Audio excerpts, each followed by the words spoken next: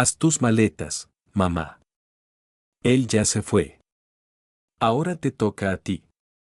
Las palabras de mi hijo Diego me golpearon como un balde de agua helada mientras yo estaba de pie, en mi propia cocina, aún envuelta en el vestido negro del funeral de ayer.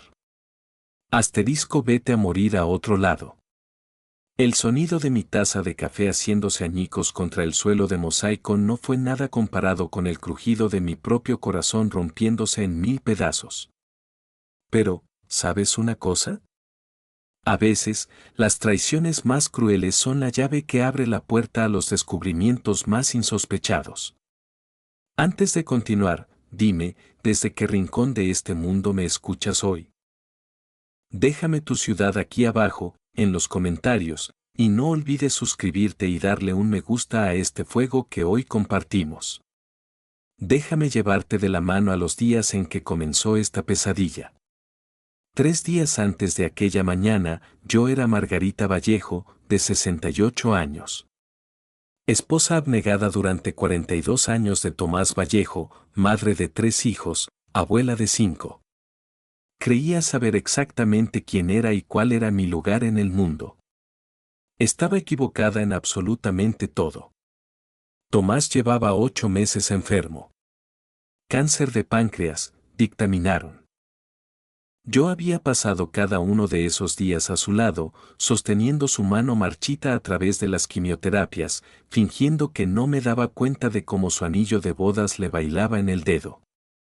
El hospital se había convertido en mi segunda casa, y las enfermeras ya se sabían mi orden de café de memoria. Señora Vallejo, me dijo el doctor Pérez en aquella última mañana de martes. Lo hemos puesto lo más cómodo posible. Es hora de llamar a la familia. Diego llegó primero, por supuesto. Mi hijo mayor, de 45 años, un abogado exitoso, siempre vestido como si fuera a entrar a un tribunal, incluso en fin de semana. Tomó el control de inmediato, soltando órdenes sobre los arreglos, hablando con los médicos en susurros urgentes, mientras yo me quedaba sentada junto a Tomás, acariciando su cabello plateado. Mamá, deberías irte a casa a descansar, dijo Diego, sin siquiera mirarme a los ojos. Yo me encargo de todo aquí. No lo voy a dejar, respondí con firmeza. Tomás y yo nos hicimos una promesa hace décadas. En la salud y en la enfermedad, hasta que la muerte nos separe. Y yo cumplo cada una de mis palabras. La mandíbula de Diego se tensó, pero no discutió. Nunca discutía directamente conmigo. No en ese entonces. Se guardaba sus verdaderos sentimientos para más tarde, para cuando creía que yo no lo escuchaba hablar por teléfono con su esposa, Silvia, quejándose sobre la carga que sería cuidar de su madre a partir de ahora. Tomás dio su último suspiro a las 3:17 de la madrugada del jueves. Yo sostenía su mano cuando su respiración, simplemente, se detuvo. Después de 42 años de matrimonio, sentí como si me hubieran arrancado la mitad del alma de un tirón. Pero no tuve tiempo de llorarlo como se debe, porque Diego tomó las riendas al instante. La funeraria necesita decisiones ya, mamá. ¿Qué tipo de ataúd?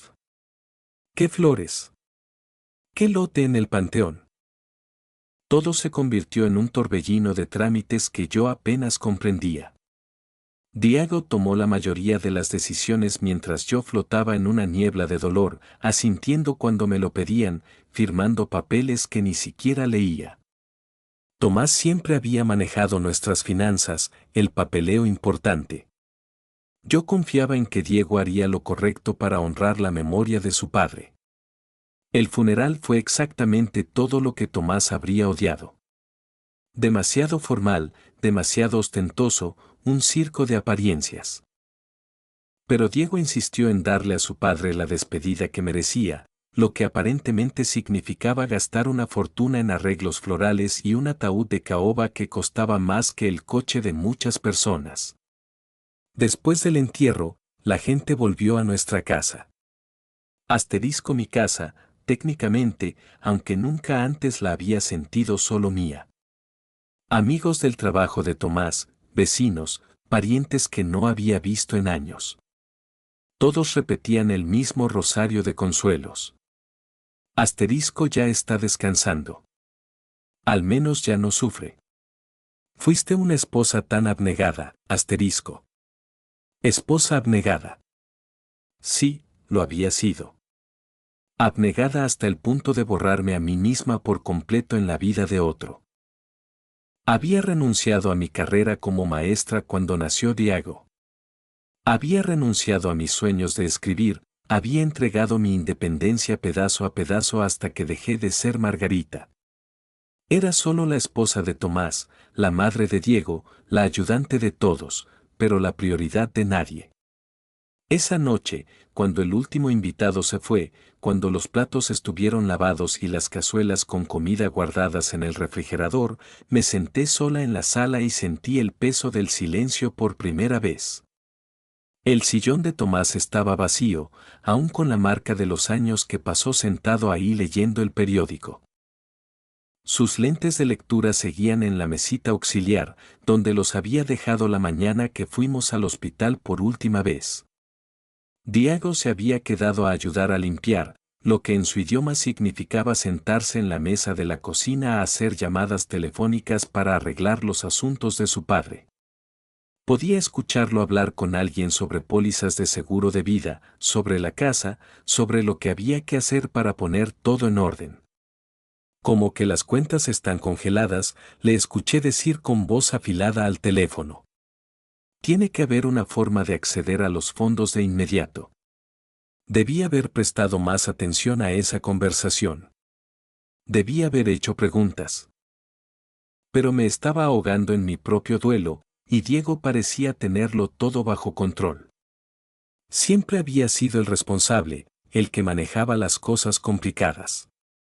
A la mañana siguiente, viernes, Diego llegó a las 8 en punto con café caliente y un sobre Manila a reventar de papeles.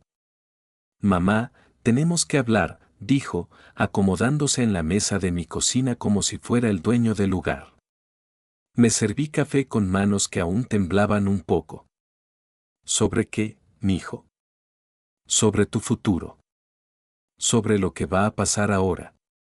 Algo en su tono me hizo levantar la vista. Su expresión era fría, calculadora, de una manera que nunca antes había dirigido hacia mí. No entiendo. Diego abrió el sobre y sacó varios documentos. Papá dejó algunas deudas, mamá. Más de las que te imaginas.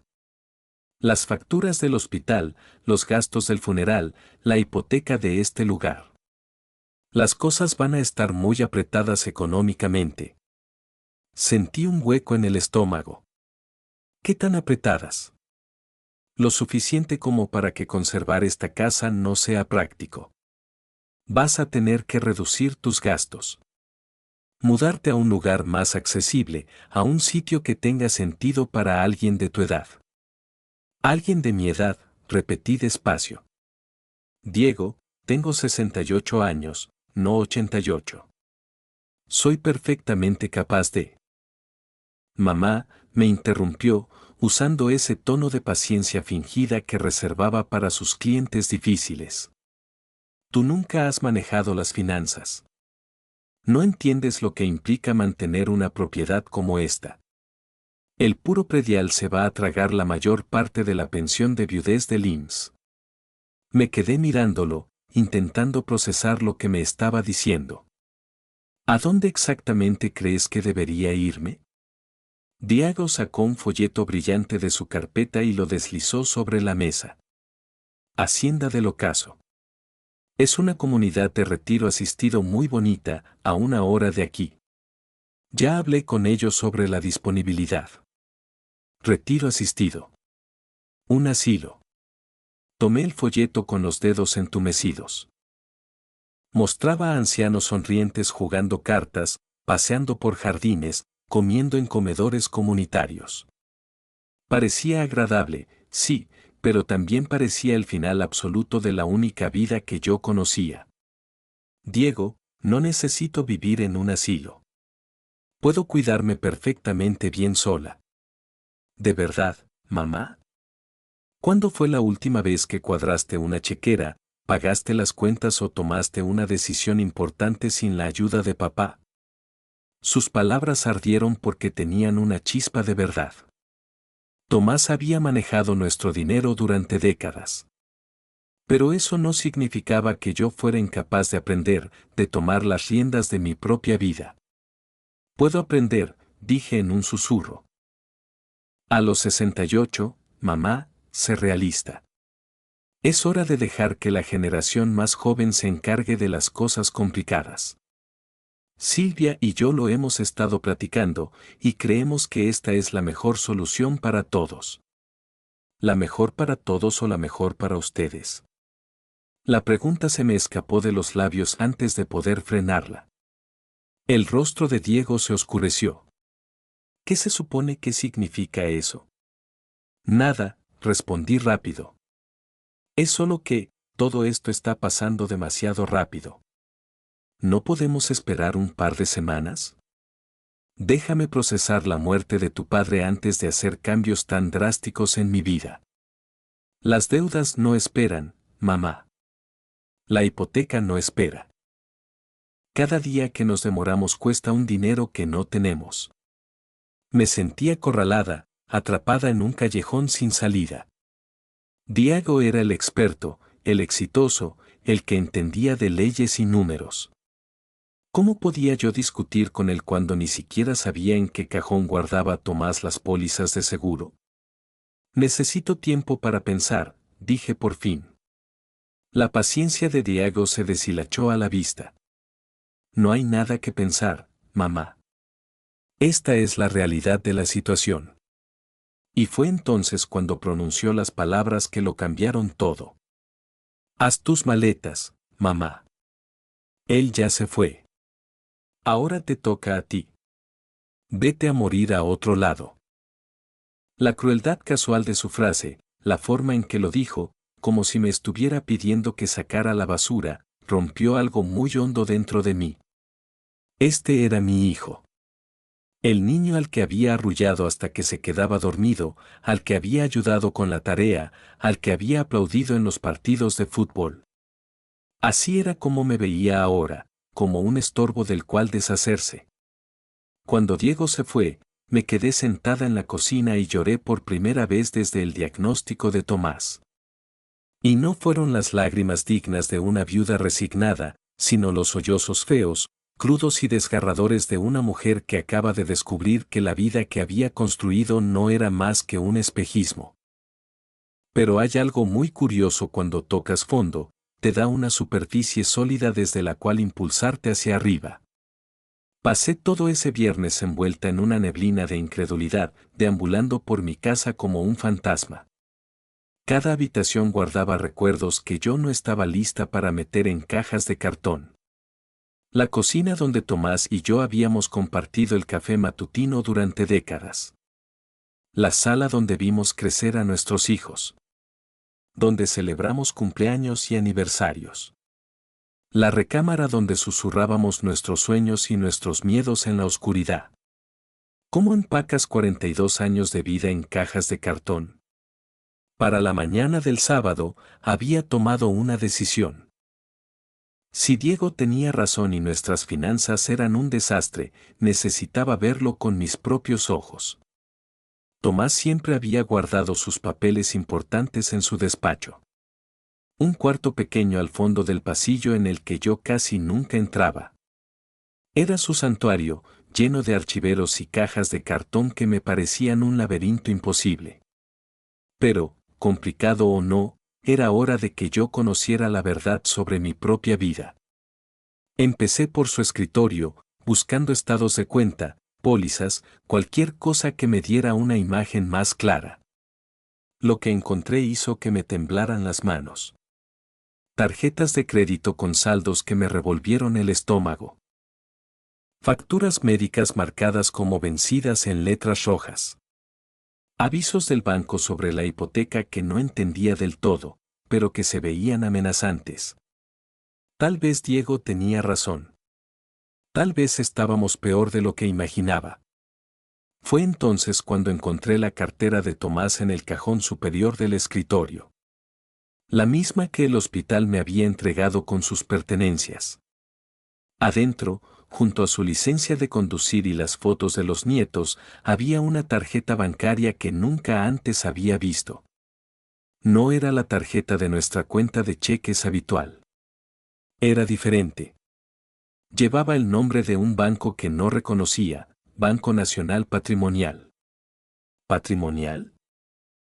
Llevábamos 30 años en la Caja Popular del Río. ¿Qué era esto? Le di vueltas a la tarjeta entre los dedos, estudiándola. Se sentía cara, más pesada que un plástico normal, con el nombre de Tomás grabado en letras doradas. Debajo de su nombre, en letras más pequeñas, decía, Cliente Platino. Mientras más miraba esa misteriosa tarjeta, más preguntas germinaban en mi cabeza. Si de verdad estábamos en la ruina, ¿por qué Tomás tenía una cuenta en un banco patrimonial exclusivo? ¿Por qué nunca me lo mencionó? ¿Y por qué Diego, que parecía saberlo todo sobre nuestro dinero, no sabía de esto? El domingo por la mañana llamé a Diego. Mamá, es muy temprano, contestó, sonando irritado. ¿Qué necesitas? He estado revisando los papeles de tu padre, dije con cuidado. Y tengo algunas dudas sobre nuestro dinero. Ya te dije que no te preocupes por esas cosas. Es demasiado complicado y solo te vas a estresar. Diego, encontré una tarjeta de un banco que no conozco. Banco Nacional Patrimonial. ¿Sabes algo de esto? Hubo una pausa. Tan larga que pensé que se había cortado la llamada. ¿Diego? Ah, esa cosa vieja. Papá la mencionó alguna vez. Seguro es una cuenta vieja que ya no tiene fondos. Ya sabes cómo era él con eso de no tirar nada a la basura. Pero algo en la voz de Diego no encajaba. Respondió demasiado rápido. Demasiado a la defensiva. En mis 30 años como maestra, había aprendido a reconocer cuando alguien me estaba mintiendo en la cara, y Diego, definitivamente, estaba ocultando algo. Creo que mañana iré al banco a preguntar por ella, dije, lanzando el anzuelo para ver su reacción. Mamá, no pierdas tu tiempo. Te digo que no es nada. Concéntrate en empacar para Hacienda del Ocaso. Ya di el depósito. ¿Diste un depósito sin consultarme? Era necesario para apartar el lugar. Esos asilos se llenan rapidísimo. Cuando colgué, me senté en el sillón de Tomás y me quedé mirando la tarjeta. Diego me había mentido. Estaba segura. Pero, ¿por qué? ¿Qué estaba escondiendo? El lunes por la mañana me vestí con sumo cuidado. Me puse mi mejor traje sastre azul marino, el que usaba para ir a misa en ocasiones especiales. Si iba a entrar a un banco de élite a exigir respuestas, iba a lucir como si perteneciera a ese lugar. El Banco Nacional Patrimonial estaba en el centro, en un edificio por el que había pasado manejando 1000 veces sin jamás poner un pie adentro. El vestíbulo era todo mármol y bronce, con candelabros de cristal y ese tipo de silencio sepulcral que solo produce el dinero de verdad. La recepcionista, una mujer joven con un cabello rubio de peluquería, me miró con una cortesía profesional pero distante.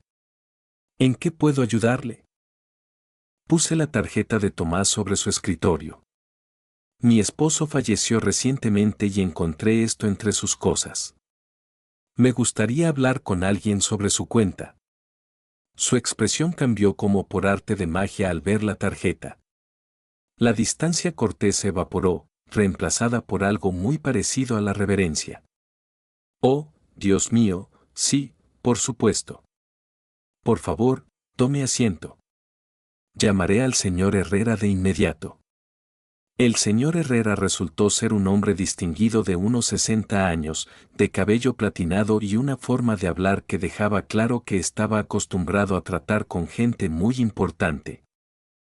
Me escoltó a una oficina privada que era más grande que mi propia sala, decorada con muebles de cuero y óleos en las paredes. Señora Vallejo, dijo, acomodándose detrás de un escritorio de madera maciza. Primero que nada, acepte mi más sentido pésame por la pérdida de su esposo. Don Tomás fue un cliente muy valorado durante muchos años. Muchos años, repetí. ¿Cuántos años exactamente? El señor Herrera consultó la pantalla de su computadora. El señor Vallejo abrió sus cuentas con nosotros en 1995. Casi 30 años. Mi corazón empezó a latir como un tambor desbocado. ¿Cuentas? ¿En plural? Sí, mantenía varias cuentas con nosotros. Cheques, ahorros, portafolios de inversión y una caja de seguridad. Sentí que la habitación empezaba a dar vueltas. Señor Herrera, creo que hay un error. Mi esposo y yo teníamos nuestro dinero en la Caja Popular del Río. Nunca hemos tenido cuentas aquí. Me miró con genuina compasión. Señora Vallejo, muchos de nuestros clientes prefieren mantener sus arreglos patrimoniales de forma confidencial, incluso para sus propios familiares. No es inusual. Asterisco confidencial para sus propios familiares, apenas pude articular las palabras. ¿Me está diciendo que mi esposo tenía cuentas bancarias secretas? Le estoy diciendo que su esposo era un hombre inmensamente rico, señora Vallejo. Y ahora, como su única beneficiaria, usted es una mujer inmensamente rica. El mundo se detuvo. Se congeló por completo. Perdón. ¿Qué acaba de decir? El señor Herrera giró el monitor de su computadora hacia mí y lo que vi me aflojó las rodillas. Números. Un mar de números. Más números de los que jamás imaginé ver juntos en un solo lugar. Esto no puede estar bien, susurré, pegada a la pantalla. Aquí dice 2.3 millones de dólares en activos líquidos. Así es, confirmó el señor Herrera con suavidad. Más el portafolio de inversiones, que actualmente está valuado en aproximadamente 5.8 millones de dólares. Y por supuesto, están los bienes raíces. ¿Bienes raíces? 3 propiedades en renta aquí en la ciudad, más la casa de descanso en Valle de Bravo que su esposo adquirió el año pasado. Me aferré a los brazos del sillón de cuero, sintiendo que me iba a desmayar. Señor Herrera, tiene que haber un error terrible. Nosotros no tenemos casas de descanso. No tenemos millones de dólares. Estamos llenos de deudas. Mi hijo me acaba de decir que estamos en la ruina. El señor Herrera frunció el ceño, estudiando la pantalla con mayor detenimiento. Señora Vallejo, estoy viendo la actividad de la cuenta hasta la semana pasada. Estos fondos son muy reales, y legalmente, ahora son suyos. Su esposo la nombró como beneficiaria principal en absolutamente todas las cuentas. Las facturas médicas, la hipoteca, los gastos del funeral, todo eso podría pagarse con la caja chica sin siquiera rozar el capital principal de las inversiones. Hizo una pausa. Señora Vallejo, ¿le gustaría que imprima los estados de cuenta completos para que pueda revisar todo a detalle? Asentí, porque no confiaba en mi propia voz. Mientras esperábamos a la impresora, mi mente corría a 1000 por hora. Si Tomás tenía millones de dólares, ¿por qué Diego insistía con tanta ferocidad en que estábamos quebrados? ¿Por qué me estaba empujando a un asilo? ¿Por qué había pagado un depósito en Hacienda del Ocaso sin siquiera consultarme? La respuesta, cuando por fin me golpeó, fue como tragar hielo. Diego no sabía de este dinero. Él planeaba heredar una casa que creía ahogada en hipotecas, sin imaginar la verdadera fortuna que estaba en juego. Asterisco, pero más importante aún, estaba intentando deshacerse de mí antes de que yo descubriera la verdad sobre mi propia situación financiera. El señor Herrera me entregó un fajo de papeles del grosor de un directorio telefónico. Estos son los estados de cuenta detallados. También le recomendaría reunirse con nuestro notario y abogado patrimonial para discutir sus opciones de ahora en adelante. ¿Mis opciones? Señora Vallejo, es usted una mujer rica. Tiene opciones que quizás su esposo no quería que usted conociera en vida. La pregunta es, ¿qué quiere hacer con esta segunda oportunidad? Manejé de regreso a casa en estado de trance. Los estados de cuenta reposaban en el asiento del copiloto como las pruebas de un crimen. No un crimen contra la ley, sino un crimen contra la verdad, contra la confianza, contra todo lo que yo creía de mi propia vida. Tomás había sido un millonario en secreto durante 30 años. 30 años en los que yo estuve recortando cupones, buscando ofertas en el supermercado, sufriendo por cualquier gasto que pasara de 1,000 pesos. 30 años de escucharlo decir que teníamos que apretarnos el cinturón mientras él acumulaba millones.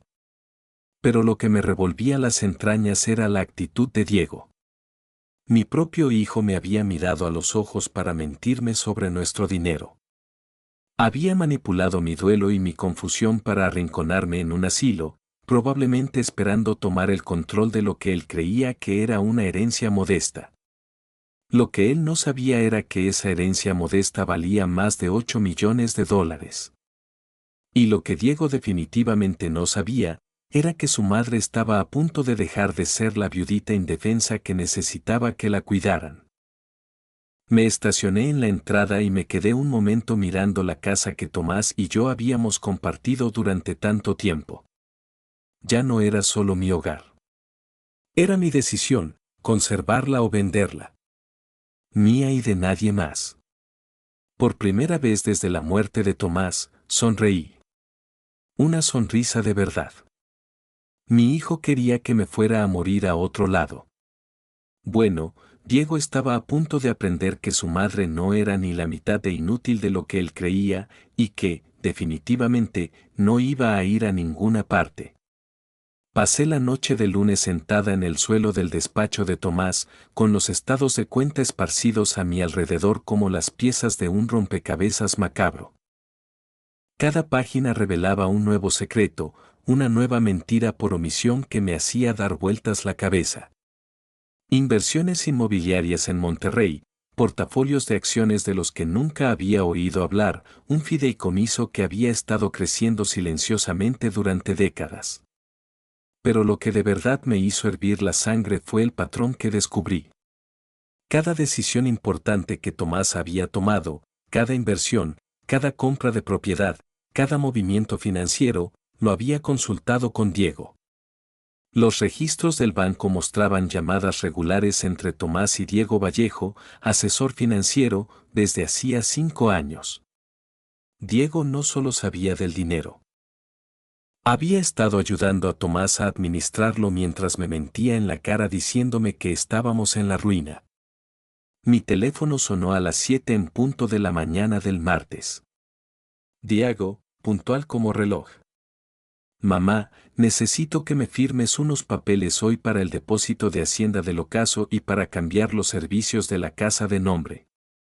Sostuve el teléfono entre el hombro y la oreja mientras le daba un sorbo a mi café, rodeada por las pruebas de la traición de mi familia. Fíjate, Diego, que lo he estado pensando. Y no estoy lista para mudarme todavía. Mamá, ya pasamos por esto. No tienes opción. La situación financiera es complicada. Sí, eso sigues diciendo. Mantuve un tono de voz amable, casual. De hecho, es tan complicada que decidí educarme un poco.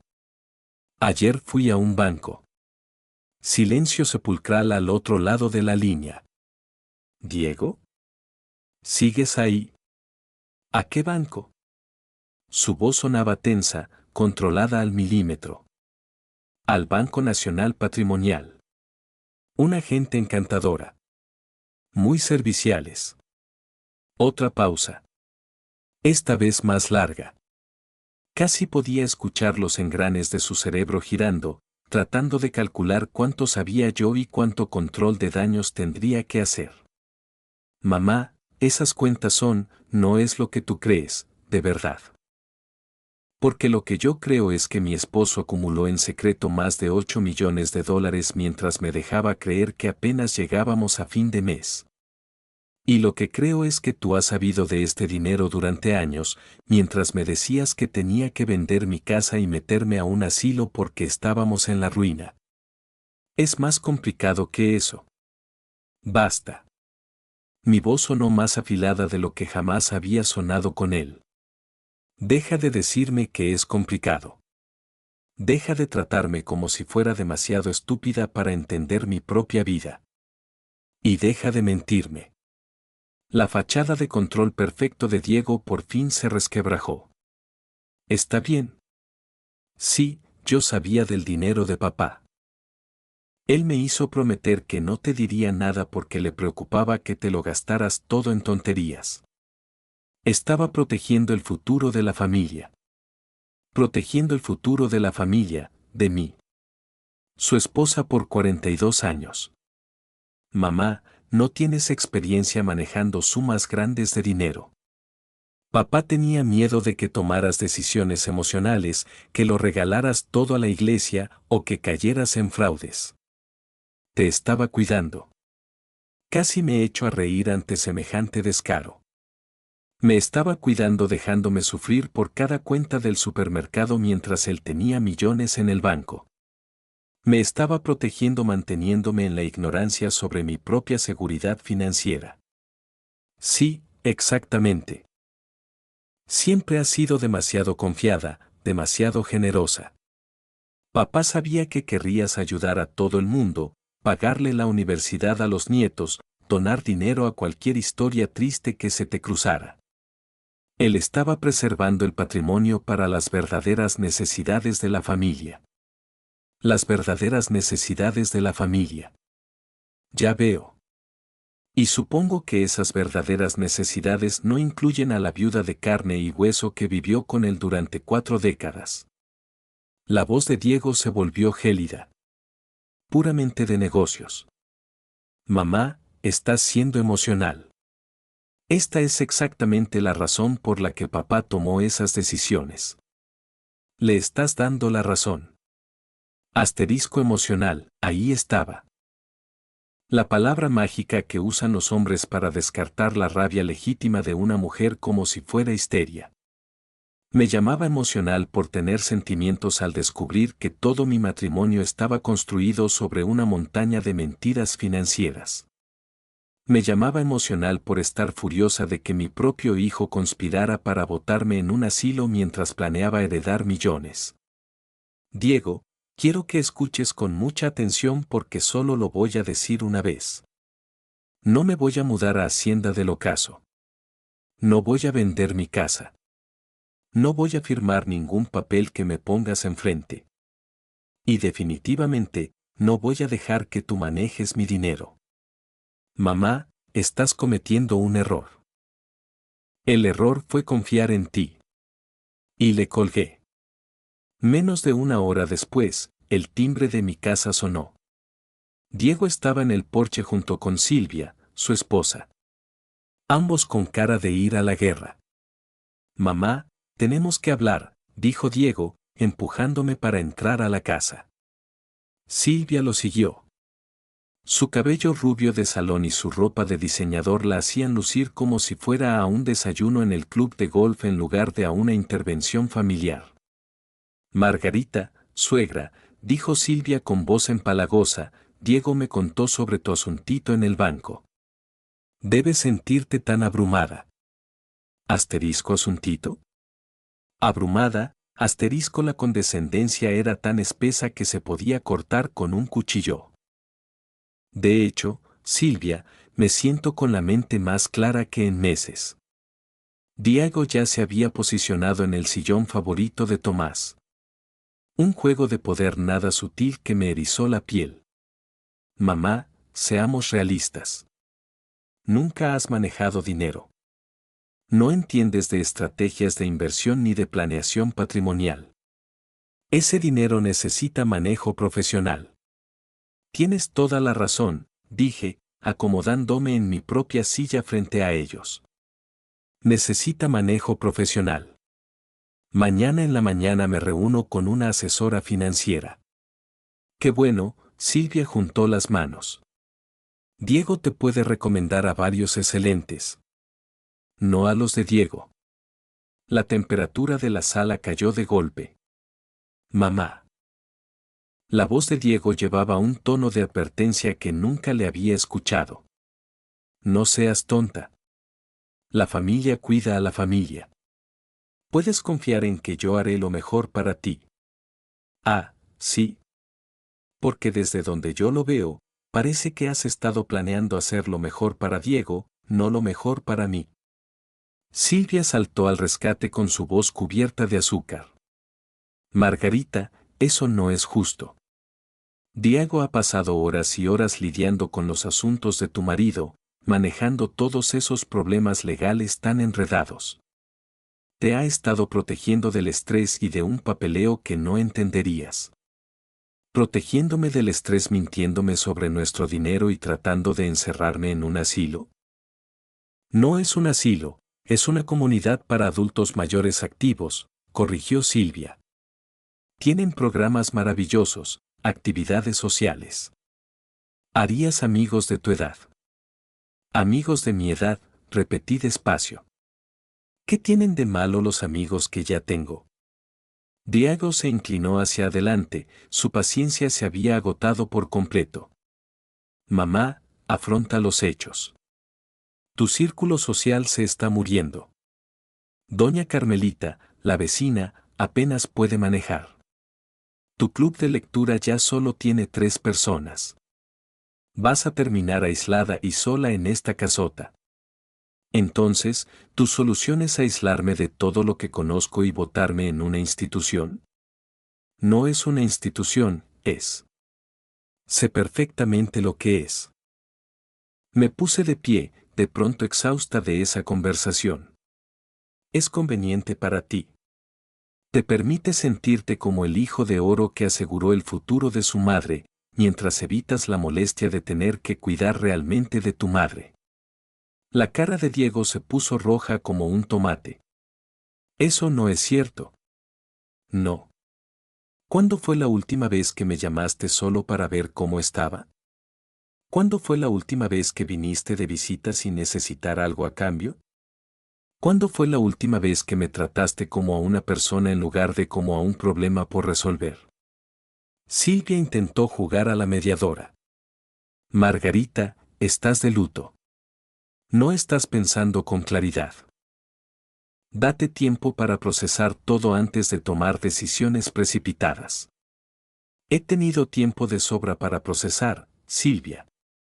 He procesado 30 años de mentiras financieras. He procesado el plan de mi hijo para arrumbarme en un asilo. He procesado el hecho de que mi propia familia me ve como una carga y no como un ser humano. Nadie te ve como una carga, dijo Diego, pero a su voz le faltaba convicción. ¿De verdad? Entonces demuéstralo. Discúlpate por mentirme sobre el dinero. Admite que te equivocaste al tratar de meterme a la fuerza a Hacienda del Ocaso. Prométeme que de ahora en adelante me vas a tratar como a una socia igualitaria en las decisiones de mi propia vida.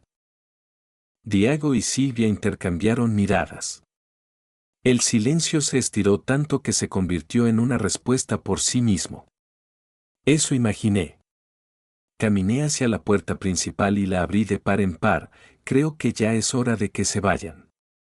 Mamá, estás cometiendo un error garrafal, dijo Diego mientras se levantaba. Te vas a arrepentir de esto. De lo único que me arrepiento es de no haberme defendido antes. Cuando se fueron, me serví una copa de los vinos caros de Tomás. Vino que nunca me habían permitido tocar porque era demasiado bueno para tomarse entre semana, y me senté en su despacho, rodeada por las pruebas de nuestra riqueza secreta. Mañana empezaría a tomar el control de mi vida. Esta noche, brindaría por el fin de ser la víctima conveniente de los demás. Alcé mi copa hacia el sillón vacío de Tomás. Por los secretos, querido. Los tuyos por fin salieron a la luz, y los míos apenas comienzan. Por primera vez en mi vida adulta, era rica, independiente y completamente libre de tomar mis propias decisiones. Diego tenía razón en una cosa, definitivamente iba a tomar decisiones que no le iban a gustar ni un poquito. La mañana del miércoles me encontró en un café del centro, esperando a Victoria Cisneros, la asesora financiera que había encontrado buscando en internet especialistas en mujeres que manejan riqueza repentina. Elegí deliberadamente a alguien que Diego no conociera, alguien sin conexiones con su círculo de abogados. Victoria llegó con puntualidad suiza. Una mujer de 40 y tantos, impecable, de mirada inteligente y un apretón de manos firme. Señora Vallejo, siento mucho su pérdida. Entiendo que recientemente descubrió algunos activos inesperados. Deslicé por la mesa la carpeta con las copias de los estados de cuenta. Esa es una forma muy suave de decirlo. Revisó los documentos con calma profesional, aunque noté que levantó ligeramente las cejas al ver algunas de las cifras. Esto es, en efecto, sustancial. ¿Y usted no tenía la menor idea de este patrimonio? Ninguna. Mi esposo manejó todas nuestras finanzas durante 42 años. Yo creía que teníamos nuestro dinero en la caja popular y que vivíamos al día. Victoria cerró la carpeta y me miró a los ojos. Señora Vallejo, ¿qué quiere hacer con este dinero? Era una pregunta tan sencilla, pero nadie me la había hecho antes. Diego me había dicho lo que él creía que yo debía hacer. Tomás había tomado decisiones sin consultarme. Pero nadie me había preguntado simplemente, ¿qué quieres tú? Primero quiero entenderlo, respondí. Quiero saber cuánto hay realmente, cuáles son mis opciones y qué tipo de vida me puede dar este dinero. Me parece justo. Empecemos por lo básico. Victoria sacó una libreta amarilla. Tiene aproximadamente 2.3 millones de dólares en activos líquidos, es decir, cuentas de ahorro y de cheques a las que puede acceder hoy mismo.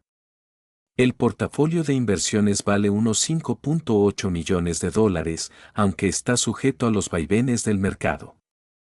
Las propiedades hay que evaluarlas, pero basándome en los precios actuales del mercado, estamos hablando de un total de entre 9 y 10 millones de dólares. 9 a 10 millones. Incluso escucharlo por segunda vez me provocaba vértigo. ¿Qué tipo de ingresos anuales generaría eso?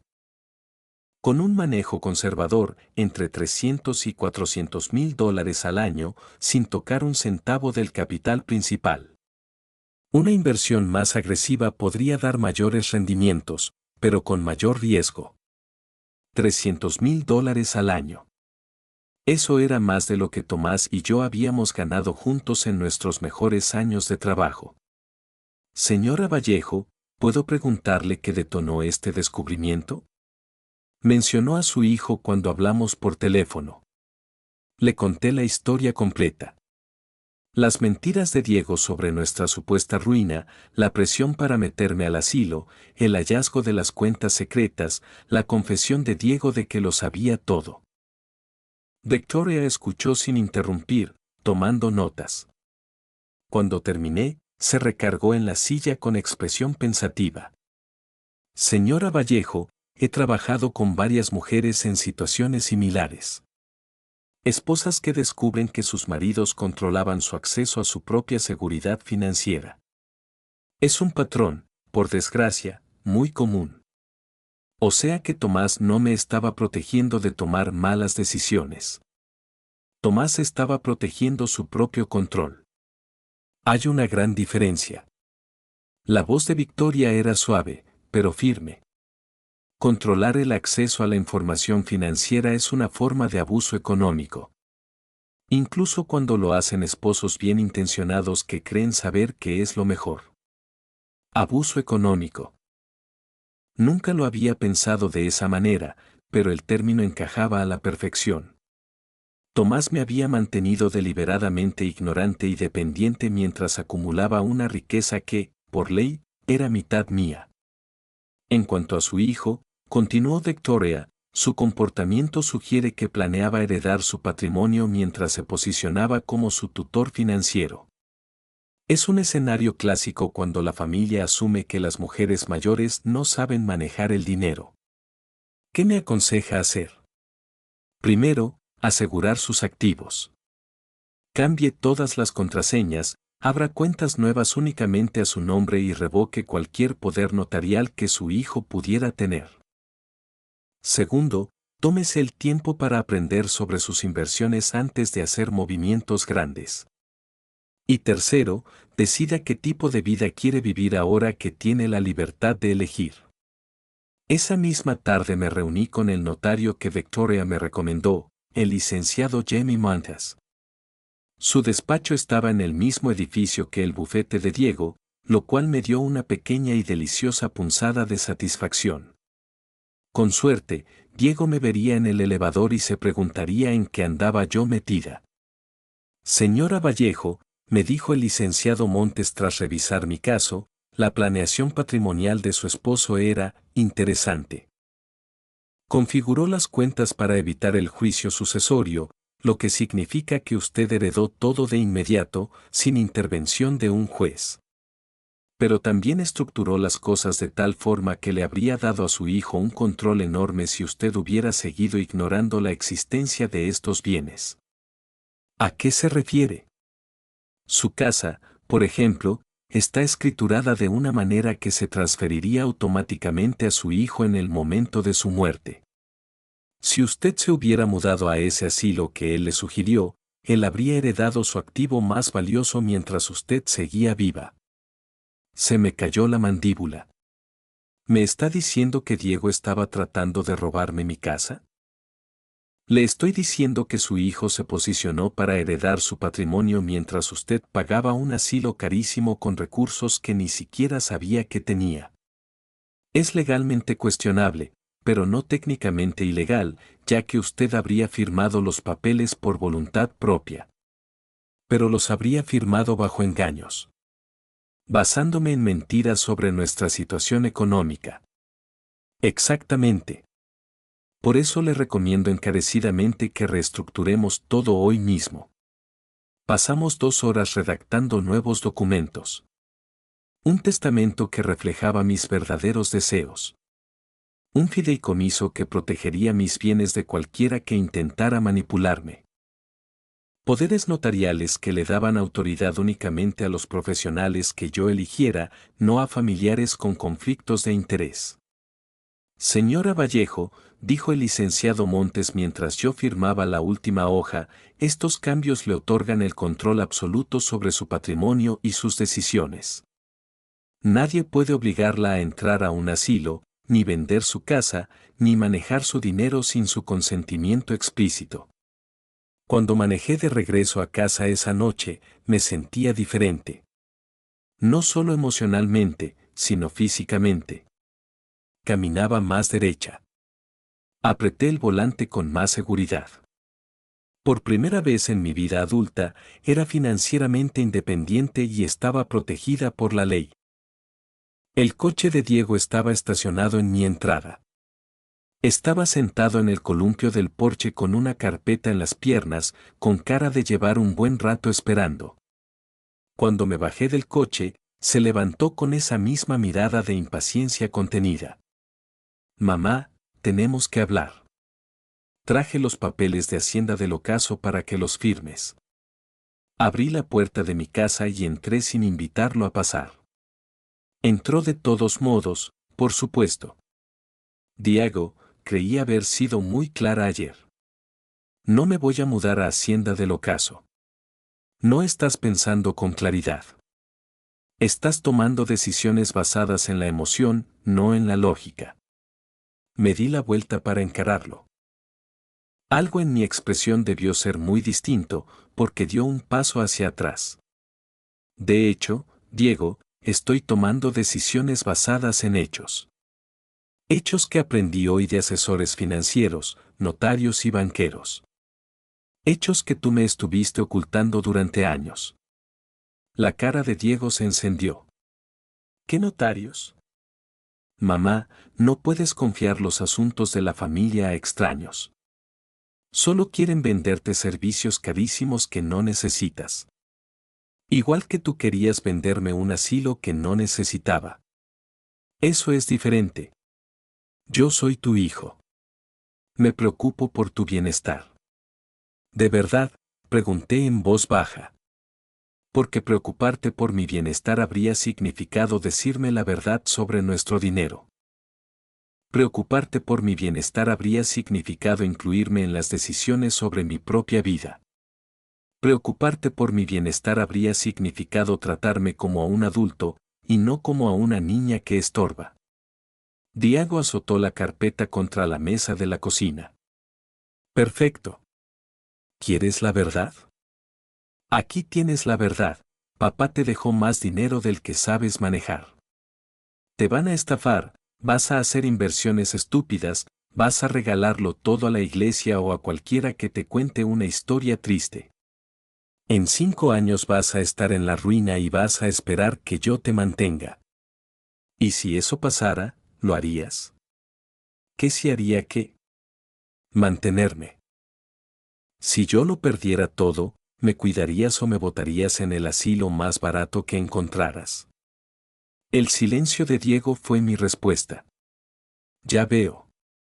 Caminé hacia la encimera de la cocina y me serví un vaso de agua, tomándome mi tiempo. Diego, quiero que te vayas de mi casa en este instante. Mamá, estás haciendo. Quiero que te vayas. Y llévate tus papeles del asilo contigo. No los voy a necesitar. Te vas a arrepentir de esto, dijo Diego, recogiendo su carpeta. Cuando estés sola y en la ruina, no esperes que yo te salve el pellejo. No te preocupes, respondí con una calma de hielo. Nunca volveré a esperar nada de ti. Después de que se fue, me quedé sentada en la mesa pensando en lo que acababa de pasar. Diego no me había preguntado cómo me sentía tras descubrir las mentiras de Tomás. No se había disculpado por su engaño. No había mostrado la menor empatía por mi proceso de duelo. Lo único que le importaba era controlar mi dinero y quitarme del camino para poder heredar mi casa. Pero Diego había cometido un error de cálculo garrafal. Asumió que su madre, indefensa y financieramente ignorante, seguiría siendo indefensa e ignorante para siempre. Nunca consideró que ella podría aprender, crecer y defenderse. Mañana empezaría a demostrarle lo muy equivocado que estaba. La mañana del jueves trajo una llamada inesperada de Silvia. Margarita, suegra, creo que ayer empezamos con el pie izquierdo, dijo con su tono más dulce. Me preguntaba si podríamos vernos para comer, solo nosotras dos, de mujer a mujer. Casi me río a carcajadas. Silvia quería intentar el enfoque de solidaridad femenina ahora que las tácticas dictatoriales de Diego habían fracasado. Claro, Silvia, me encantaría escuchar lo que tienes que decir.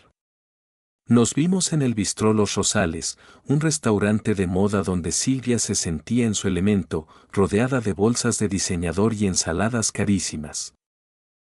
Se había vestido para la ocasión con lo que yo reconocía como su traje para conversaciones serias, un saco azul marino y perlas, buscando proyectar autoridad y, al mismo tiempo, cercanía.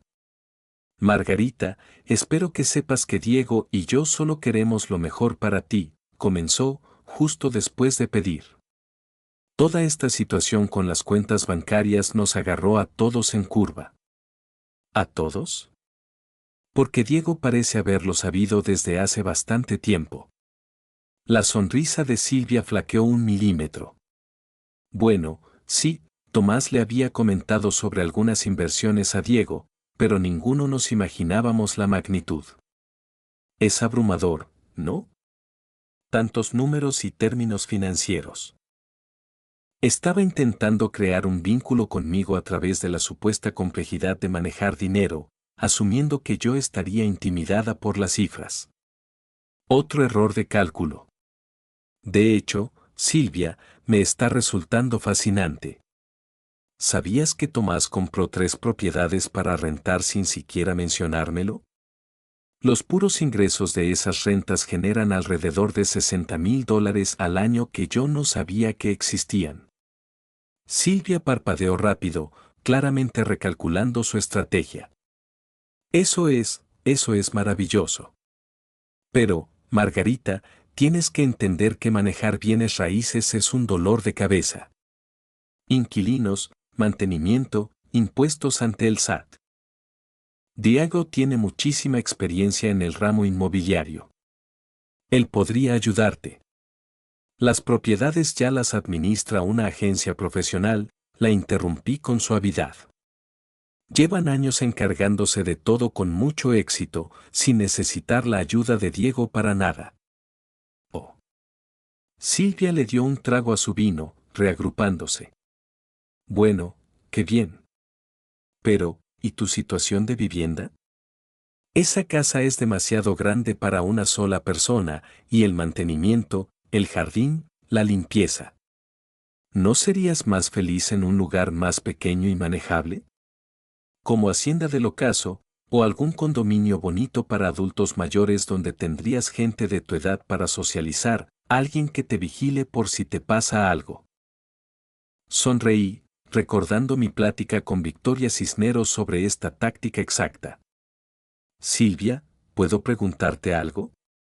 ¿Cuándo te imaginas a mi edad, te visualizas siendo empacada y enviada a una comunidad de ancianos solo porque tus hijos deciden que estás muy vieja para vivir en tu propia casa? La cara de Silvia se tiñó de rojo. No es lo mismo.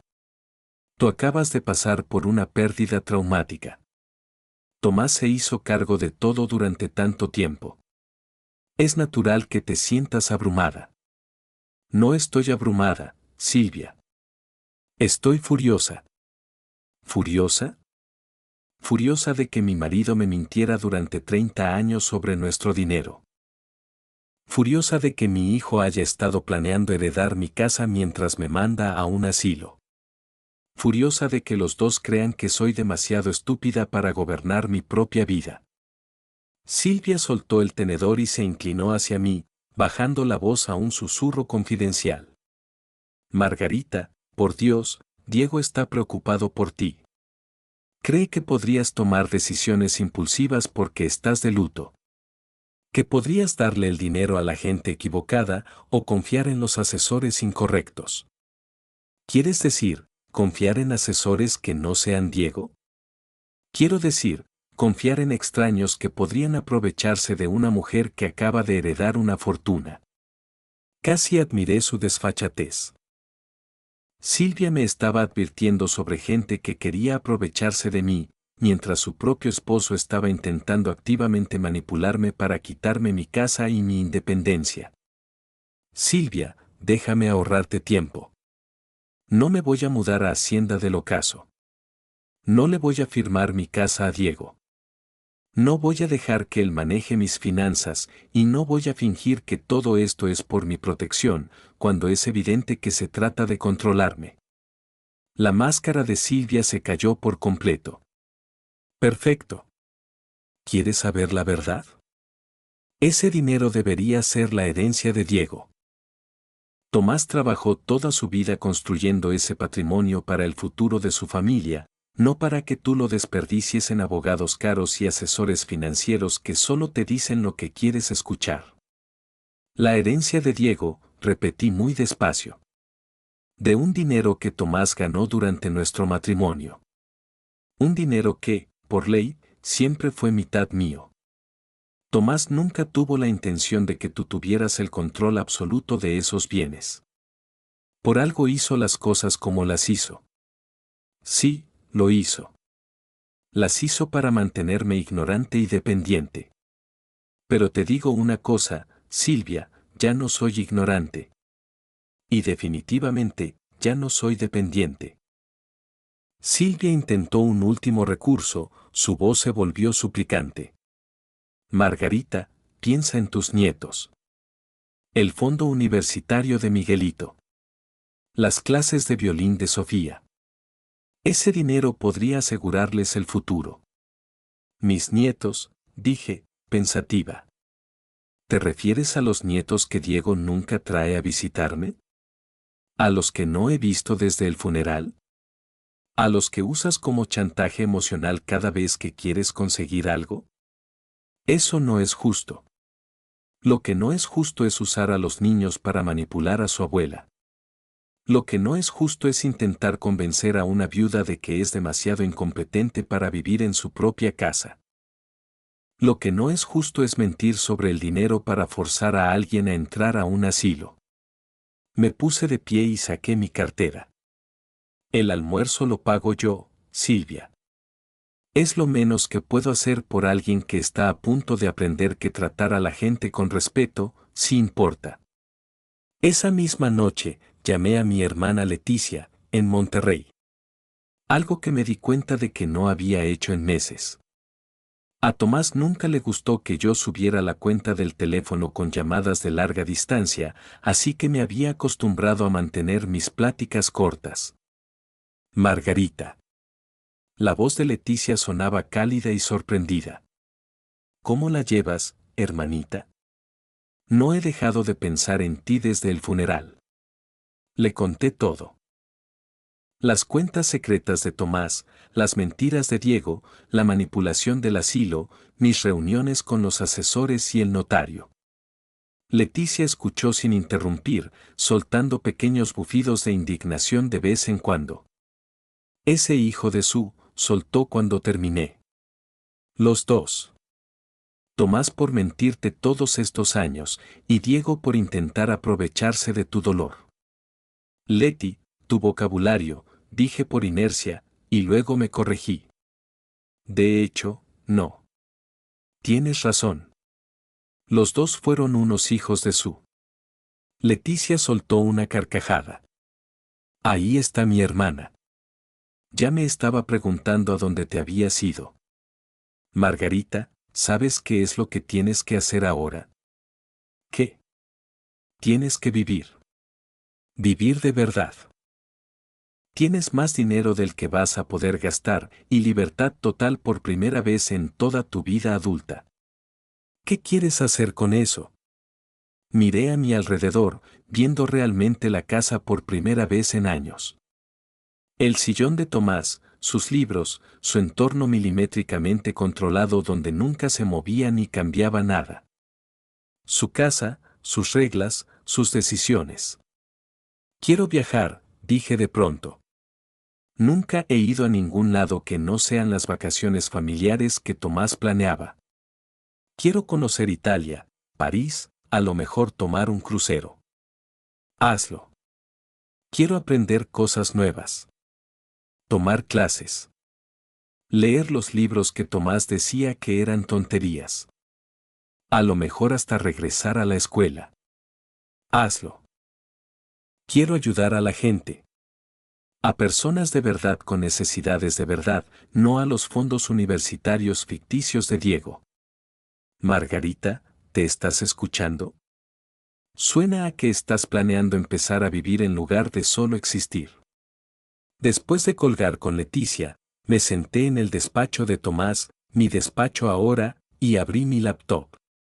Llevaba días dándole vueltas a esto, pero las palabras de mi hermana habían cristalizado algo importante. Empecé a teclear. Asterisco Diego, para cuando leas esto, ya habré transferido las escrituras de la casa a un fideicomiso al que no tienes acceso. También cambié mi testamento para que refleje mis verdaderos deseos, y no tus suposiciones sobre tu herencia, asterisco. Asterisco, tenías razón en una cosa. Voy a tomar decisiones que no te van a gustar. Voy a viajar, a aprender, a donar dinero a causas que me importan y a vivir mi vida exactamente como a mí me dé la gana. Voy a confiar en mi propio juicio en lugar de agachar la cabeza ante hombres que creen saber más que yo, asterisco. Asterisco, dijiste que me arrepentiría de defenderme. Te equivocaste. De lo único que me arrepiento es de no haberlo hecho antes, asterisco. Asterisco si algún día decides tratarme como a un ser humano en lugar de como a una carga, ya sabes dónde encontrarme. Hasta entonces, no te molestes en llamar a tu madre, financieramente independiente, Margarita, asterisco. Imprimí la carta y la sellé en un sobre. Mañana la echaría al correo. Luego, reservaría un vuelo a Italia y empezaría a planear el resto de mi vida. Diego también se había equivocado en otra cosa, yo no era emocional. Yo era estratégica. Estaba decidida. Y esto, era solo el principio. Mi hijo quería que me fuera a morir a otro lado. Bueno, lo iba a decepcionar. Iba a vivir a todo volumen, en colores vivos, justo aquí, donde él no pudiera ignorarme. Y lo iba a disfrutar cada maldito minuto. 3 meses después, estaba tomando un buen café frente a la costa de Amalfi cuando mi celular vibró con otra llamada de Diego. La dejé ir al buzón de voz, tal como había hecho con las otras 47 llamadas de las últimas 12 semanas. Italia era todo lo que había soñado y más. El arte, la comida, la forma en que la luz de la mañana pintaba el Mediterráneo en tonos de oro y turquesa. Me había inscrito en una clase de cocina en la Toscana, había aprendido a pintar acuarelas en Roma, y descubrí que tenía un talento natural para los idiomas. ¿Quién lo hubiera dicho? Desde luego, no la mujer que pasó 40 años creyendo que era demasiado vieja para aprender cosas nuevas. Asteriscos ignora Margarita, me llamó Giuseppe, el dueño del café que ya se había hecho mi amigo. Se ve usted muy feliz hoy. Todos los días, Giuseppe. Todos los benditos días. Y era verdad. Por primera vez en mi vida, me despertaba cada mañana preguntándome qué quería hacer, en lugar de qué tenía que hacer por alguien más. La libertad era embriagadora. Mi teléfono vibró de nuevo. Esta vez era un mensaje de Silvia. Asterisco Margarita, Diego está muy preocupado por ti. Por favor llámalo, asterisco. Tecleé de vuelta, asterisco Diego está preocupado por mi dinero, no por mí. Hay una gran diferencia, asterisco. 20 minutos después, otro mensaje. Asterisco los niños extrañan a su abuela. Casi me río. Asterisco diles a los niños que pueden venir a visitarme a Italia. Me encantaría llevarlos a ver el Coliseo, asterisco. No hubo respuesta a eso. La verdad es que yo les había estado mandando postales a mis nietos desde cada ciudad que visitaba, junto con cajas de chocolates italianos y pequeños regalitos. Ni una sola vez Diego les había permitido llamarme para darme las gracias. Los estaba usando como armas, pero se le olvidó que las armas se le pueden arrebatar a quien no sabe usarlas. Esa noche, de regreso en mi hermosa habitación de hotel en Positano, le hice una videollamada a Leticia. Te ves espectacular, me dijo de inmediato. Bronceada, relajada. Italia te sienta muy bien. La independencia me sienta muy bien, la corregí, aunque la comida tampoco hace daño. ¿Alguna novedad de Diego? Llamadas diarias que no contesto. Y mensajes cada vez más desesperados de Silvia. Ya se están dando cuenta de que no vas a regresar a jugar a la viudita indefensa. Leticia sonrió. Bien por ti. Pero, Margarita, no te puedes quedar en Europa para siempre. ¿Por qué no? Tengo más dinero del que podría gastarme en 3 vidas. Puedo vivir donde se me antoje. Porque eres una mujer mexicana con raíces, no una turista eterna. Y porque Diego necesita aprender que sus actos tienen consecuencias. Tenía razón, por supuesto. Huir a Italia era divino, pero no estaba resolviendo el problema de fondo. Diego seguía diciéndole a todo el mundo que yo estaba sufriendo un colapso mental, seguía posicionándose como el hijo preocupado lidiando con su madre inestable. Victoria Cisneros me había estado mandando actualizaciones de sus movimientos y no pintaban nada bien. Leti, ¿qué me dirías si te cuento que estoy pensando en regresar a casa y sacudir un poco el avispero? Te diría que ya te habías tardado. ¿Qué tienes en mente? Bueno, dije, acomodándome contra las almohadas con una copa de Chianti. He estado pensando en lo que nuestra ciudad realmente necesita y en lo que Diego realmente se merece. A la mañana siguiente, compré mi vuelo de regreso. 2 semanas después, estaba de vuelta en mi casa. Pero todo había cambiado. No la casa en sí, las paredes y los muebles eran los mismos. Asterisco, yo era la que había cambiado.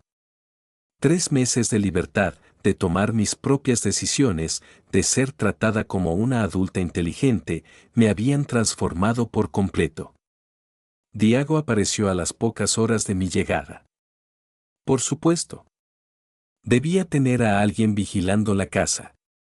Mamá. Gracias a Dios estás en casa. Intentó abrazarme, pero di un paso atrás. Estábamos tan preocupados. Desaparecer así, sin decirle a nadie tus planes. Te dije mis planes.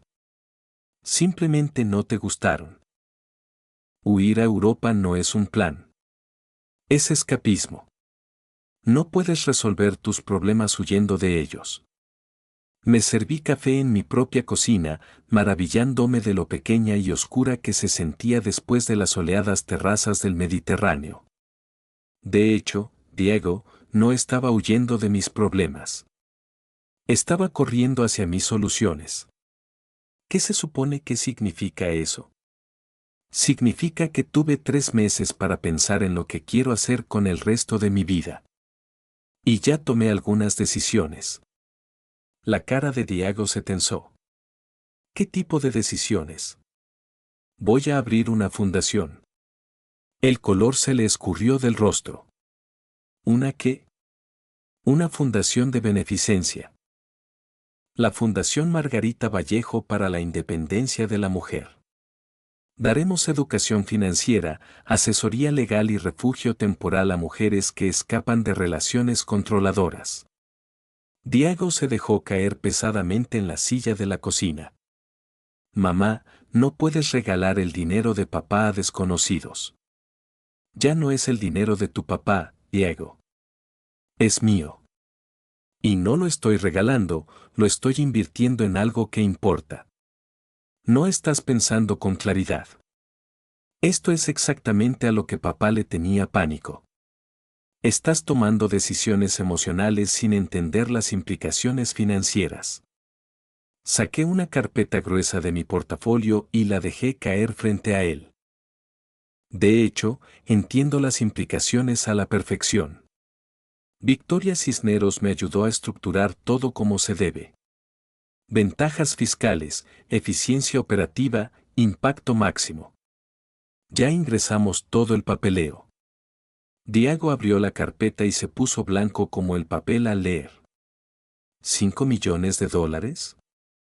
¿Vas a meter $5 millones en esta caridad? Como fondo inicial, sí. También hay un edificio. ¿Qué edificio? Compré el antiguo edificio de las tiendas departamentales en el centro. Lo estamos remodelando para hacer un centro para mujeres, una clínica de asistencia legal, salones para capacitación laboral, guardería y departamentos temporales para mujeres en transición. Diego miraba los papeles como si estuvieran escritos en arameo. ¿Compraste un edificio? ¿Cuándo? El mes pasado, mientras estaba en Italia. Es increíble lo que se puede lograr con la tecnología de hoy. Esto es una locura. Estás tirando a la basura la seguridad financiera de la familia en un proyecto feminista. Proyecto feminista, lo interrumpí, con la voz lo suficientemente afilada para cortar cristal. Diego, ayudar a las mujeres a escapar del abuso económico es un proyecto feminista de la misma manera que ayudar a la gente a salir de un edificio en llamas es un proyecto de bomberos. Es simple decencia humana. Pero 5 millones, mamá. Ese es el dinero para la universidad de Miguelito y Sofía. Es el futuro de nuestra familia. Ahí estaba otra vez. Asterisco el dinero de nuestra familia.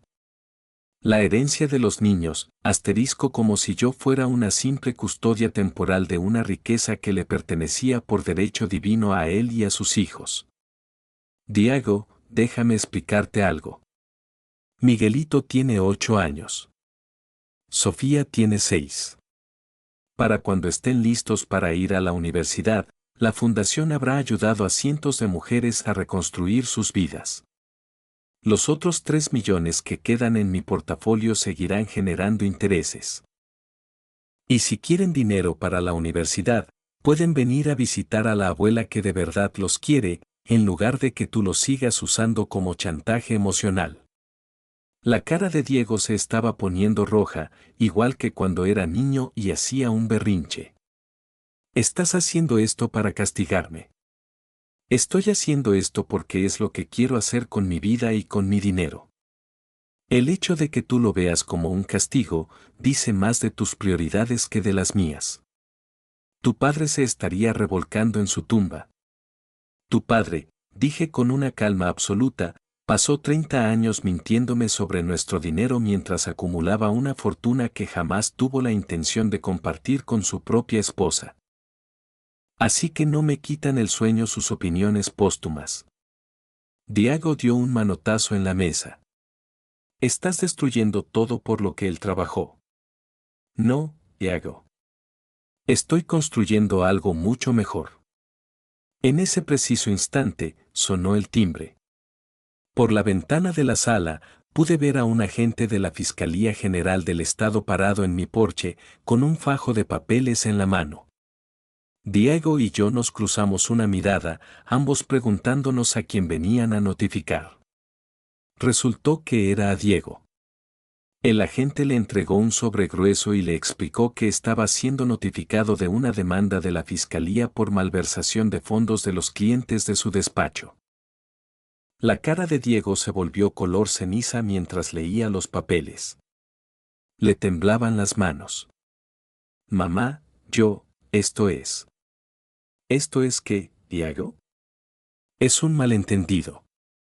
Un error de contabilidad. Solo tomé el dinero prestado temporalmente para cubrir unos problemas de flujo de efectivo. ¿Tomaste prestado dinero de las cuentas de tus clientes? No es lo que parece. Planeaba devolverlo en cuanto se liquidara la herencia de papá. Creí que la herencia lo iba a cubrir todo. Y ahí estaba. La verdad. Por fin. Diego no había estado intentando protegerme de tomar malas decisiones financieras. Había estado intentando acceder a mi herencia para tapar sus propios crímenes. ¿De cuánto dinero estamos hablando, Diego? Es complicado. ¿Cuánto? $800,000. Me quedé mirando a mi hijo. A mi hijo, el abogado exitoso, el que se había pasado meses dándome sermones sobre responsabilidad financiera, y me di cuenta de que había planeado robarme mi herencia para cubrir su propio desfalco. Largo de mi casa, le dije en un susurro. Mamá, por favor, te lo puedo explicar. Largo de mi casa, Diego. Y no vuelvas. Después de que se fue, me senté en la cocina y me reí hasta que se me salieron las lágrimas. Diego había gastado tanta energía tratando de convencerme de que yo era una incompetente para el dinero, mientras él, literalmente, le robaba a sus clientes. La ironía era demasiado perfecta para ser casualidad. A veces, el universo tiene un sentido del humor muy poético cuando se trata de justicia. El escándalo estalló en los periódicos locales 3 días después. Asterisco prominente abogado investigado por desvío de fondos. La foto de Diego, fichado, demacrado y derrotado, estaba en primera plana. Estaba tomando café con mi vecina, doña Carmelita, cuando me trajo el periódico. Válgame Dios, Margarita, me dijo, con los ojos desorbitados por el impacto. ¿Tú sabías de esto? Me enteré al mismo tiempo que tú, Carmelita, cuando el agente de la fiscalía le entregó los papeles aquí en mi cocina.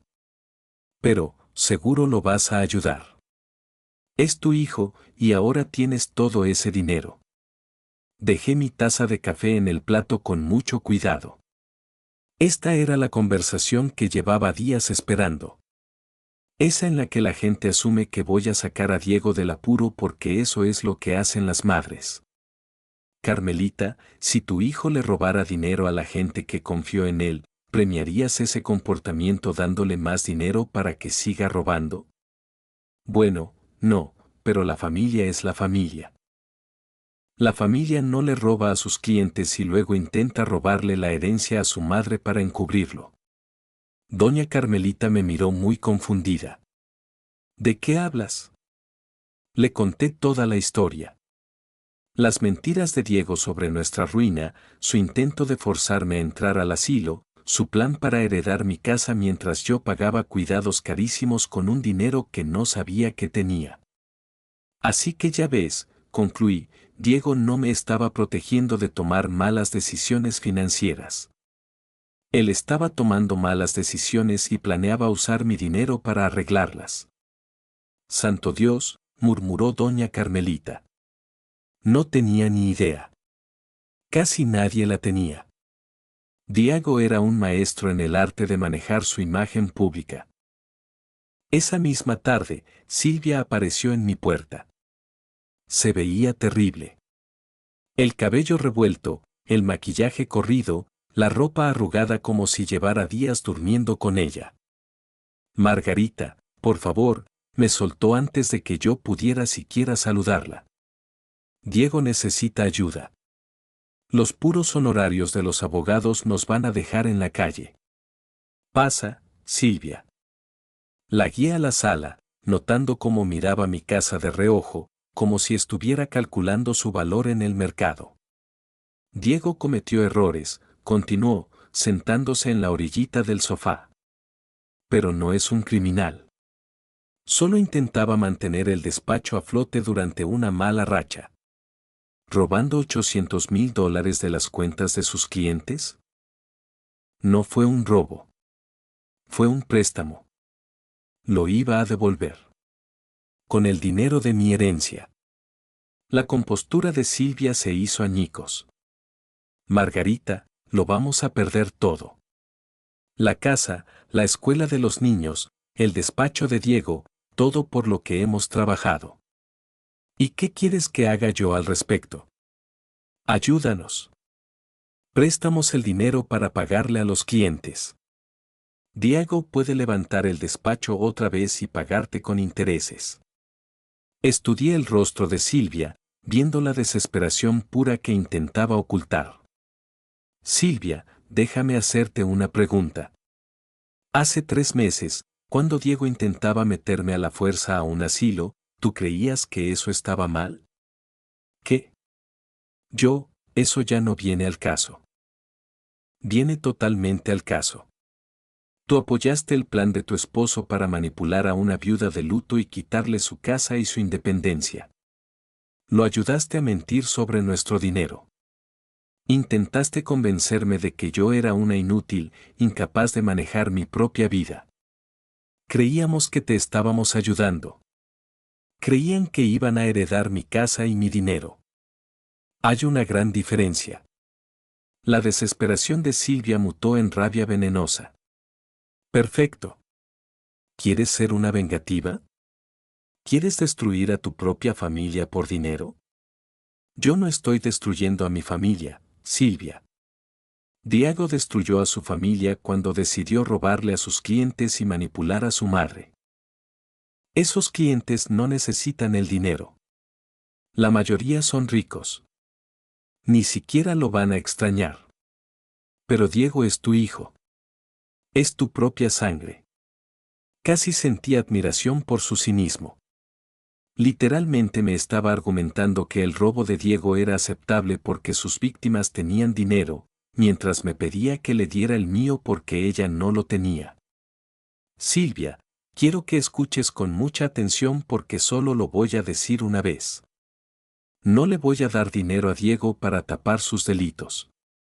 No voy a hipotecar mi futuro para solapar su irresponsabilidad. Y no voy a fingir que robar es aceptable solo porque las víctimas pueden pagarlo. Eres una desalmada, escupió, poniéndose de pie de un salto. Tu propio hijo podría ir a la cárcel y tú solo te preocupas por proteger tu precioso dinero. Mi hijo podría ir a la cárcel porque cometió delitos, no porque yo me niegue a pagar su fianza. Hay una gran diferencia entre ser desalmada y tener límites. No esperes que estemos ahí para ti cuando estés vieja y necesites ayuda. Sonreí. Silvia, ya estoy vieja. Y lo último que necesito es ayuda de personas que creen que la manipulación es amor y que el robo es aceptable si beneficia a la familia. Cuando se fue, llamé a Victoria Cisneros para ponerla al tanto de los problemas legales de Diego. No me sorprende, me dijo Victoria. Los hombres que intentan controlar el dinero de las mujeres de su familia, a menudo tienen problemas para manejar el suyo propio. Se trata de poder, no de capacidad. ¿Debería preocuparme de que intente acceder a mis cuentas de alguna manera? Todos sus activos están protegidos ahora. No tiene ninguna vía legal para tocar un solo centavo. Pero, Margarita, debo advertirle, la gente desesperada hace cosas desesperadas. Asegúrese de actualizar el sistema de seguridad de su casa. Esa misma tarde mandé cambiar las chapas y activar una alarma nueva. Yo creía que la manipulación de Diego era lo peor de lo que era capaz. Estaba a punto de descubrir lo equivocada que estaba. El allanamiento ocurrió un martes por la noche, en noviembre. Llevaba mes y medio de haber regresado de Italia, y los problemas de Diego empeoraban día con día. Le habían suspendido la licencia de abogado. La fiscalía buscaba cargos penales y varios clientes lo habían demandado por la vía civil. Me desperté a las 2 de la mañana por el sonido de cristales rotos en la planta baja. Mi primer pensamiento fue que la rama de un árbol había roto una ventana. Llevábamos una semana entera de tormentas fuertes. Luego, escuché los pasos. Agarré mi celular y marqué al 911 mientras me acercaba de puntitas a la puerta de mi cuarto para escuchar.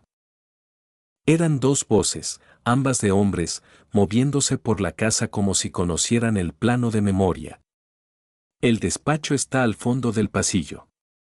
La caja fuerte debe estar detrás del cuadro.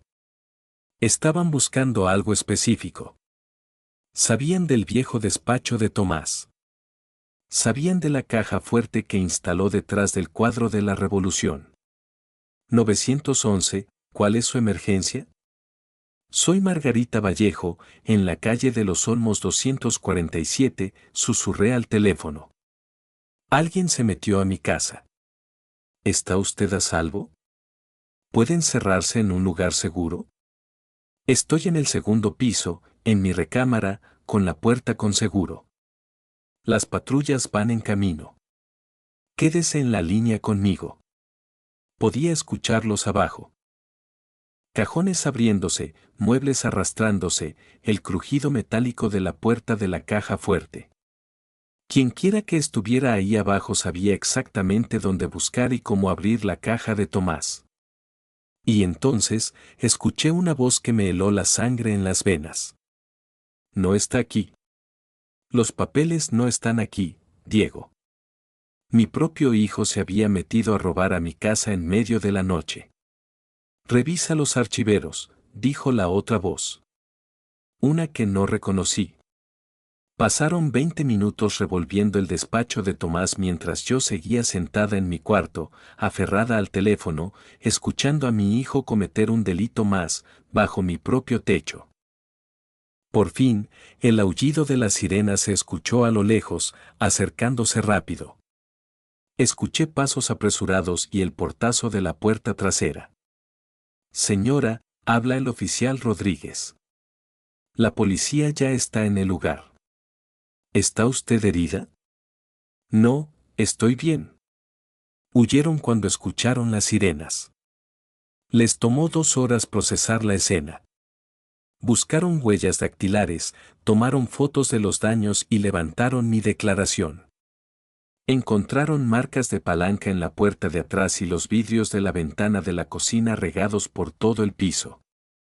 Señora Vallejo, me dijo el oficial Rodríguez cuando terminaron. Usted mencionó que reconoció una de las voces. ¿Está completamente segura de que era su hijo? Absolutamente segura. Llevo 45 años escuchando la voz de Diego. ¿Y desea presentar cargos? Pensé en esa pregunta durante un largo y pesado minuto.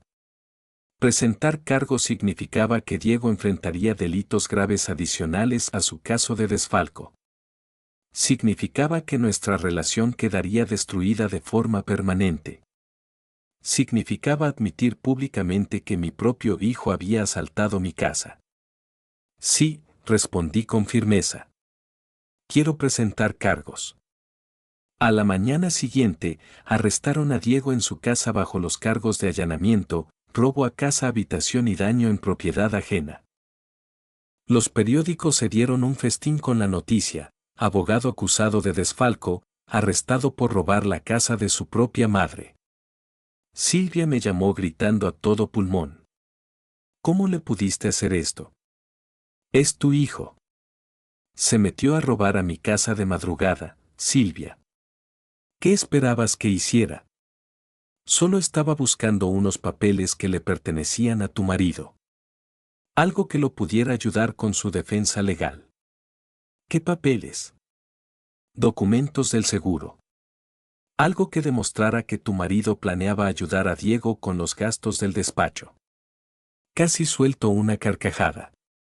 Diego había estado buscando algún documento mágico e inexistente que probara que Tomás había autorizado su robo. Y como no existía, decidió entrar a fabricar sus propias pruebas. Silvia, no existen papeles en el mundo que justifiquen robarse $800,000 de las cuentas de sus clientes. Tú no entiendes la presión bajo la que ha estado. El estrés de intentar salvar el despacho, cuidar a su familia y encima lidiar con tu comportamiento errático. ¿Mi comportamiento errático? Huir a Europa sin avisarle a nadie, abrir esa dichosa fundación, negarte a ayudar a tu propia familia. Diego le ha estado diciendo a todo el mundo que está sufriendo un colapso mental. Y ahí estaba. El plan B de Diego. Si no podía manipularme para sacarme dinero, convencería a todos de que yo estaba loca. Llevaba meses preparando el terreno, diciéndole a la gente que mi comportamiento era inestable, que tomaba decisiones irracionales, que alguien necesitaba intervenir y tomar el control de mis finanzas por mi propia protección. Silvia, le dije, muy calmada, Diego enfrenta cargos penales por robarle dinero a sus clientes. Se metió a robar a mi casa en la madrugada buscando papeles que no existen. Dime una cosa, ¿quién exactamente es el que está sufriendo un colapso mental aquí? La línea se quedó en silencio tanto tiempo que creí que había colgado. Esto no se va a quedar así, Margarita. Te crees muy lista, pero solo eres una vieja amargada destruyendo a su propia familia. Y tú eres la cómplice casada con un criminal. Supongo que cada quien juega el papel que le toca. Cuando colgué, me senté en la cocina y me di cuenta de algo muy profundo, me sentía aliviada. Durante meses, había cargado con el peso de las mentiras de Diego, las manipulaciones de Silvia y mi propia culpa por atreverme a defenderme. Ahora que Diego había mostrado sus verdaderos colores de forma tan completa, tan pública y tan criminal, yo quedaba por fin liberada de cualquier obligación de protegerlo de las consecuencias de sus propios actos. Mi hijo había tomado sus decisiones. Ahora tendría que vivir con ellas. Pero yo tenía una elección más por hacer, y esta iba a sorprender a todo el mundo. 6 meses después, estaba de pie en el pasillo principal del recién inaugurado Centro Margarita Vallejo para la Independencia de la Mujer, viendo a 37 mujeres y a sus hijos celebrar la inauguración oficial. El antiguo edificio del centro había sido transformado hasta quedar irreconocible. Los pisos superiores ahora eran departamentos modernos y luminosos. La planta baja albergaba la clínica de asistencia legal, las aulas de capacitación y una guardería que zumbaba con voces alegres todo el día. Margarita, esto es increíble, me dijo Leticia, que había volado desde Monterrey para la apertura. Creaste algo maravilloso aquí. Sonreí, observando a una joven madre, llamémosla Sara, jugando con su niña en el patio central. Hace 6 semanas, Sara había llegado a nuestra área de urgencias con nada más que la ropa que traía puesta y un ojo morado que apenas empezaba a desvanecerse. Hoy, empezaba su nuevo trabajo como asistente en nuestra clínica legal, viviendo en su propio departamento, planeando un futuro en el que el miedo ya no tenía cabida. No se trata solo del dinero, le dije a Leticia.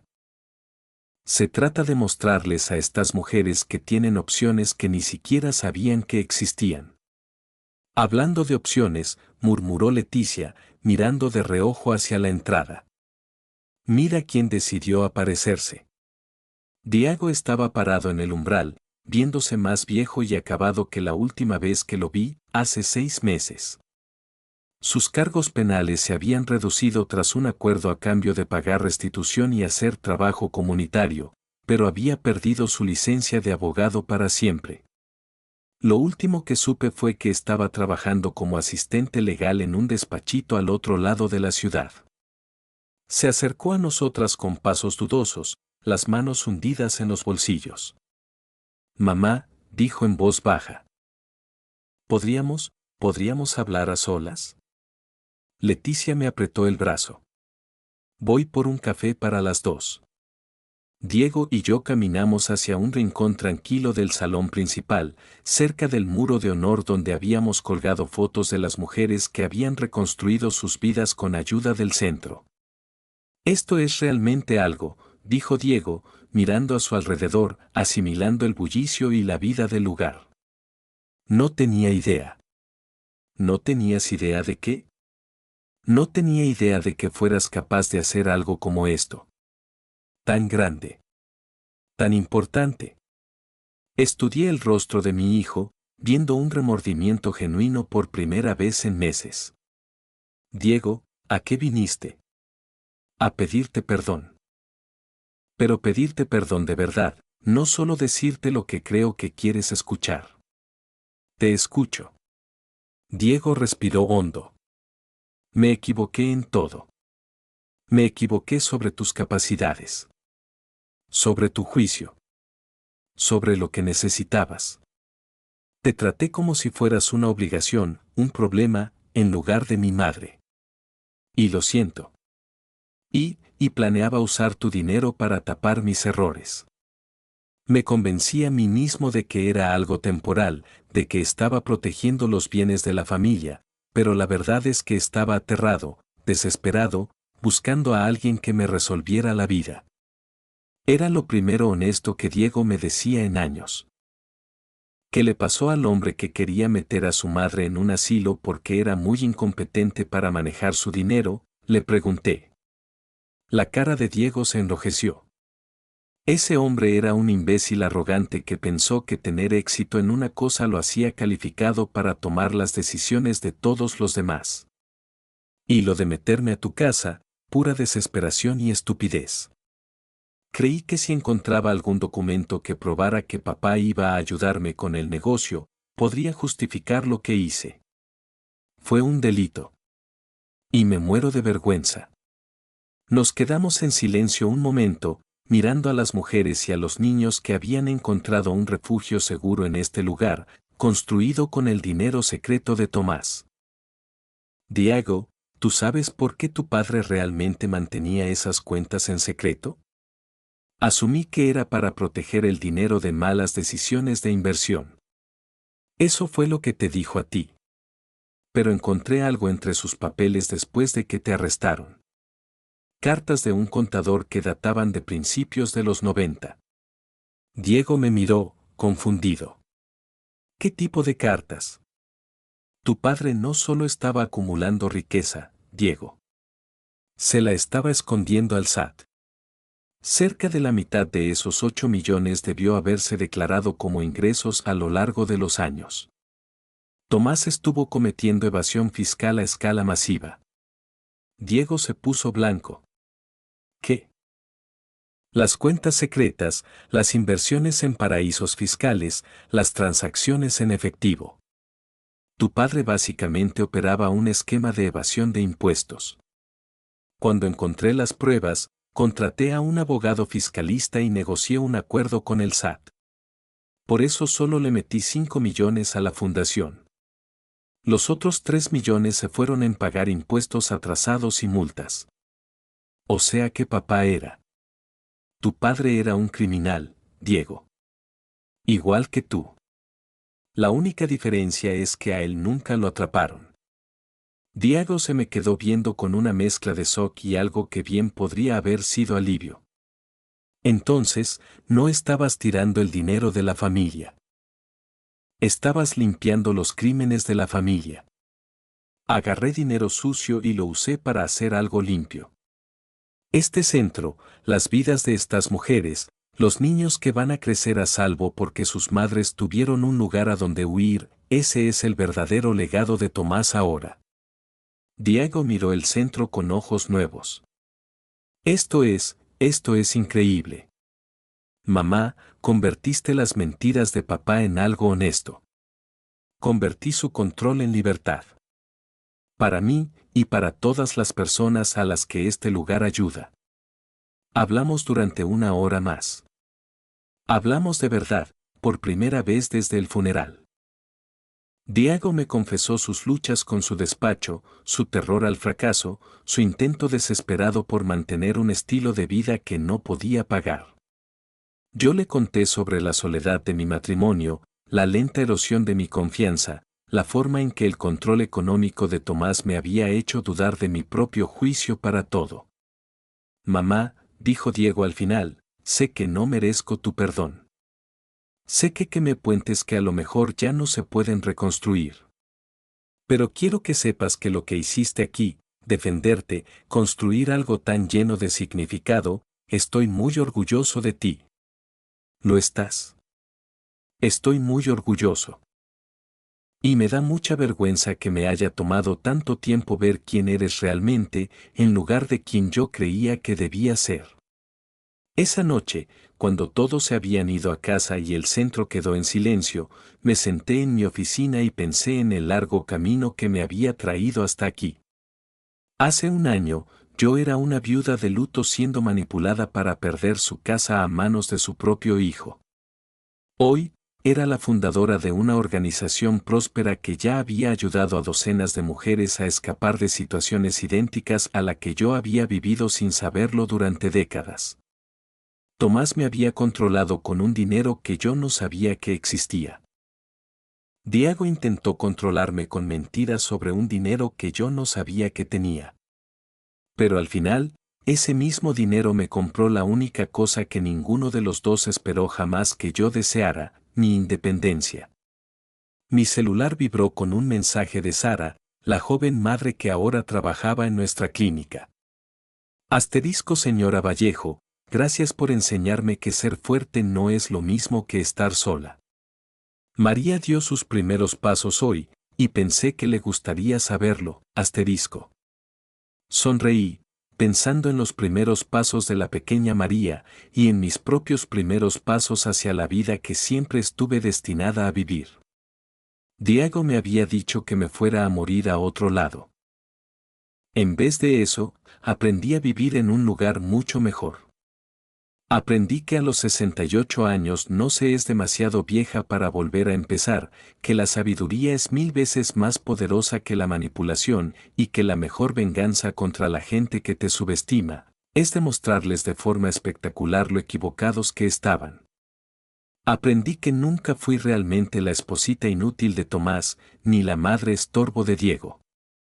Yo era Margarita Vallejo, maestra, fundadora, defensora de la independencia de las mujeres y sobreviviente de las mentiras de mi propia familia. Y lo más importante que aprendí, es que a veces, las traiciones más crueles te llevan a los descubrimientos más insospechados sobre el dinero, sobre el poder y sobre lo que realmente significa ser libre. Y apenas estoy empezando. Gracias por escucharme hasta el final. No olvides suscribirte y, si te nace del corazón, comparte tu propia historia en los comentarios. Tu voz, aquí, siempre importa.